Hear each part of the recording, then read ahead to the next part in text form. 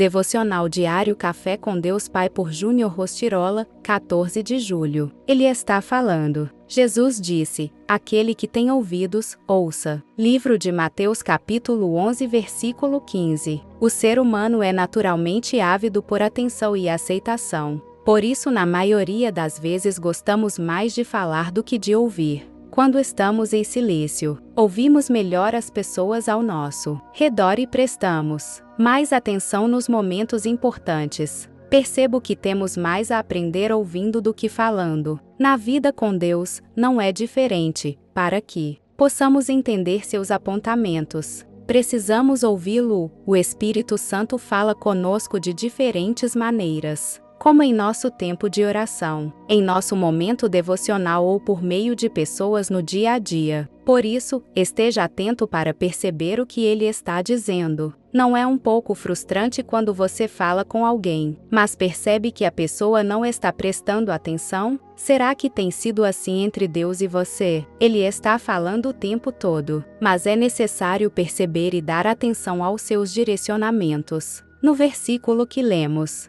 Jesus adverte os que estão ao seu redor a prestarem atenção ao que ele dizia. Jesus faz isso diversas vezes nos evangelhos, para que as pessoas se voltassem para os seus ensinamentos, conferindo ênfase e chamando atenção para algo importante. Creio que deixamos de receber grandes orientações do Espírito Santo, por desviarmos nossa atenção em momentos fundamentais. Permita que as orientações divinas entrem em seu coração e produzam mudança. Não permita que a voz da distração roube os grandes tesouros que Deus Pai tem para você. Seja um bom ouvinte. Entenda que Deus está falando o tempo todo e deseja compartilhar grandes coisas com você. Frase do dia: é preciso estar em silêncio para ouvir a voz de Deus. Leitura bíblica. Livro de Atos capítulo 23, palavra-chave: ouvir.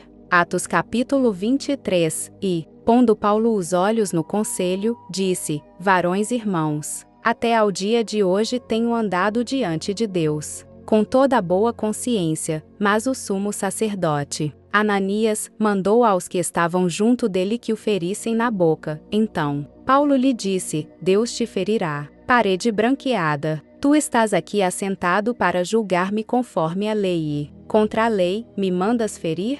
E os que ali estavam disseram: injurias o sumo sacerdote de Deus? E Paulo disse: não sabia, irmãos, que era o sumo sacerdote. Porque está escrito: não dirás mal do príncipe do teu povo. E Paulo, sabendo que uma parte era de saduceus e outra de fariseus, clamou no conselho: varões irmãos, eu sou fariseu, filho de fariseu. No tocante à esperança e ressurreição dos mortos sou julgado. E, havendo dito isto, houve dissensão entre os fariseus e saduceus. E a multidão se dividiu, porque os saduceus dizem que não há ressurreição, nem anjo, nem espírito. Mas os fariseus reconhecem uma e outra coisa. E originou-se um grande clamor. E, levantando-se os escribas da parte dos fariseus, contendiam, dizendo: nenhum mal achamos neste homem. E se algum espírito ou anjo lhe falou, não resistamos a Deus. E, havendo grande dissensão, o tribuno,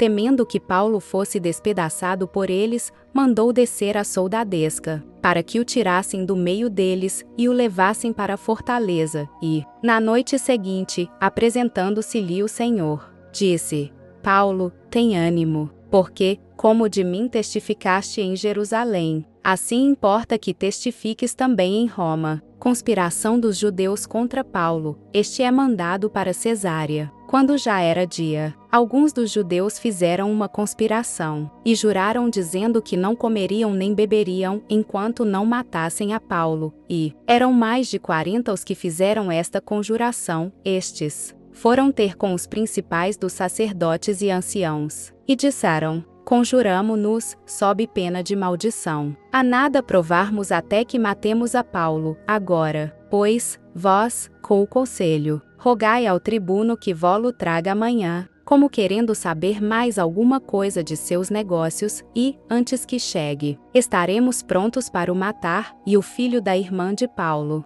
tendo ouvido acerca desta cilada, foi, e entrou na fortaleza, e o anunciou a Paulo, e Paulo, chamando a si um dos centuriões, disse: leva este jovem ao tribuno, porque tem alguma coisa que lhe comunicar, tomando-o ele. Pois, o levou ao tribuno e disse: o preso Paulo, chamando-me a si, me rogou que te trouxesse este jovem, que tem alguma coisa que dizer-te, e o tribuno, tomando-o pela mão e pondo-se à parte, perguntou-lhe em particular: que tens que me contar? E disse ele: os judeus se concertaram rogar-te que amanhã leves Paulo ao conselho como tendo de inquirir dele mais alguma coisa ao certo, mas tu não os creias. Porque mais de 40 homens dentre eles lhe andam armando ciladas, os quais se obrigaram, sob pena de maldição, a não comerem nem beberem até que o tenham morto, e já estão apercebidos, esperando de ti promessa. Então, o tribuno despediu o jovem, mandando-lhe que a ninguém dissesse que lhe havia contado aquilo, e, chamando 2 centuriões, lhes disse: aprontai para as 3 horas da noite 200 soldados, e 70 de cavalo, e 200 lanceiros para irem até Cesareia, e aparelhai cavalgaduras, para que, pondo nelas a Paulo, o levem salvo ao governador Félix, e escreveu uma carta que continha isto: Cláudio Lísias a Félix, potentíssimo governador, saúde, este homem foi preso pelos judeus, e, estando já a ponto de ser morto por eles, sobrevi-o com a soldadesca e o livrei, informado de que era romano,